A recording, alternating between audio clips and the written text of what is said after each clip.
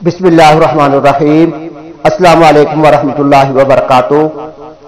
سامعین کرام، آج کی اس ویڈیو کے اندر میں آپ حضرات کو کھجور کی اسلامی فضیلت کے بارے میں کچھ باتیں عرض کروں گا۔ کھجور یہ آپ صلی اللہ علیہ وسلم کی مرغوب ترین غذا تھی۔ آپ صلی اللہ علیہ وسلم نے اپنی زندگی کے اندر کھجور کا بہت زیادہ استعمال فرمایا ہے۔ اسی وجہ سے جب ہم کھجور کھائیں تو ہمیں چاہیے کہ ہم اس کو سنت سمجھ کر کھائیں، تاکہ ہمیں کھجور کھانے کے ساتھ جہاں پر دنیاوی فائدہ حاصل ہوگا وہیں پر ہمیں سنت کا ثواب بھی حاصل ہو جائے۔ قرآن و حدیث کے اندر کھجور کا بہت مرتبہ ذکر آیا ہے۔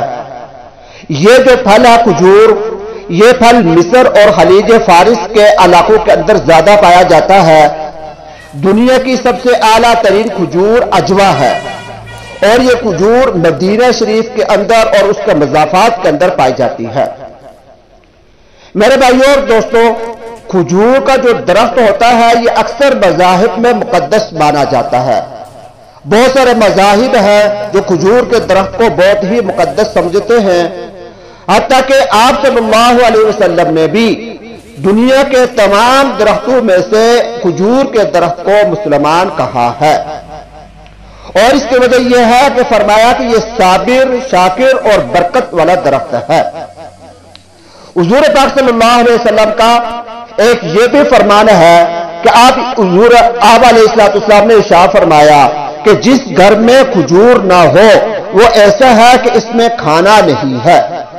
یعنی جس گھر کے اندر اگر کھجور رکھی ہوئی نہ ہو تو حضور نے فرمایا کہ یوں سمجھ لیجئے کہ وہ گھر ایسا ہے کہ اس کے اندر کھانے کی کوئی چیز نہیں۔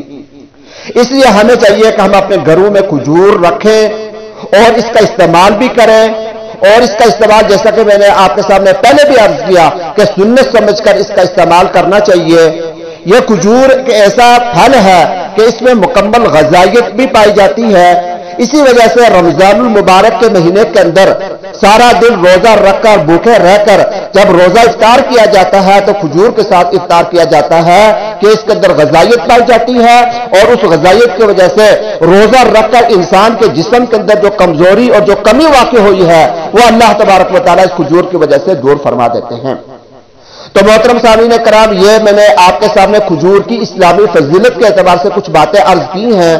انشاءاللہ العزیز آئندہ میں ایک ویڈیو لے کر آؤں گا کہ جس کے اندر کھجور کی جو طبی فوائد، کھجور کھانے کے جو جسمانی فوائد اور طبی فوائد ہوتے ہیں وہ بھی میں آپ کے سامنے رکھوں گا۔ اللہ تبارک و تعالیٰ سے دعا ہے کہ اللہ تبارک و تعالیٰ ہم سب کو ان باتوں پر عمل کرنے کی توفیق عطا فرمائے۔